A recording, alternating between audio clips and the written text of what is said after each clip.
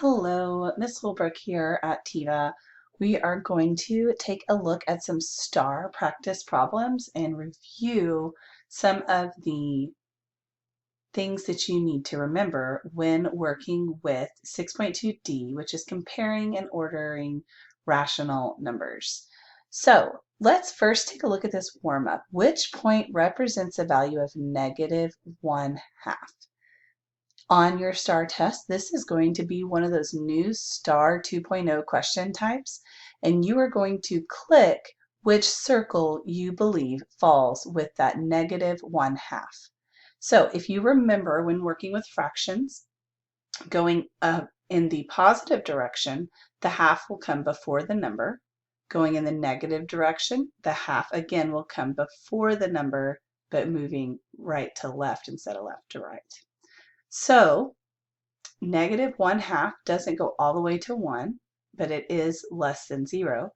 So the circle would be right here. This would be your button that you would click. All right, so now that we have that refresher, let's take a look at fractions and how to compare them to each other. There are two different ways you can do this. You can take it and find the common denominator.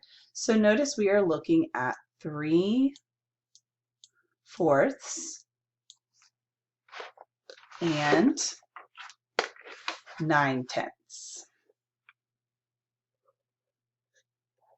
Okay, so these are the two fractions we're working with. That is why we've got 3/4 right here and 9/10 right here. Okay, so in this first example, we are going up to finding the common denominator. So we took 4 to 20 and 10 to 20 because 20 is that common number. And depending on how many times did it take to get to that 20. So you would do 4, 8, 12, 16, 20. So it took you 5 times. So 4 times 5 would get you that 20. So what you do to the bottom, you have to do to the top. So 3 times 5 equals that 15. Okay, same thing over here. 10 times what equaled 20? 10 times 2. So then you do 9 times 2, which equals 18. Excuse me. So 15/20 and 18/20. Notice it's saying that 15/20 is less than 18/20. So that means 3/4 is less than 9/10. Like I said, that is the first method you could do. If you do not want to do the common denominator, then look at cross multiplying. So you line them up side to side. You've got your 3/4 and your 9/10, and you are going to cross multiply. 3 times 10 is 30. 4 times 9 is 36. So if you look at that, 36 is larger than 30. So 9/10 is larger than 3/4.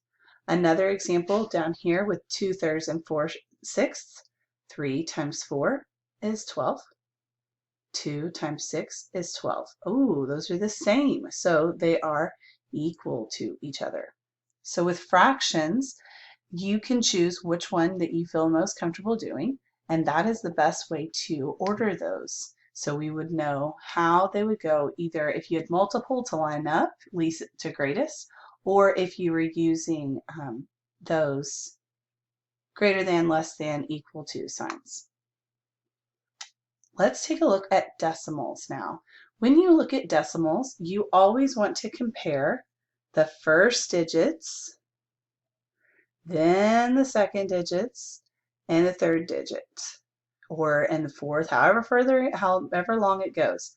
But notice these are the same, 2's are the same, and then we've got 6 and 4. So 6 is greater than 4.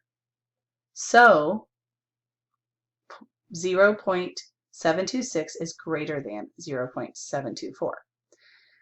When you are working with negative numbers, you need to remember that higher that number, the less it equals to. So really, really keep an eye on that. So let's go down here and look at these practice problems.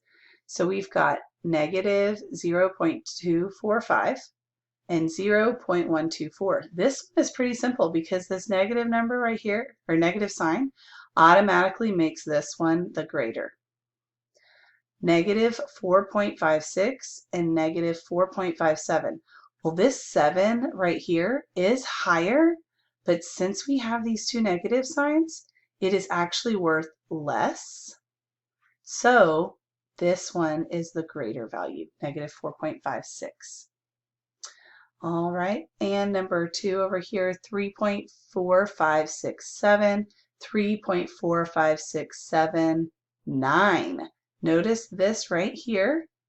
This one does not go all the way. If I were to line it up, 3.4567, and then it stops, whoops.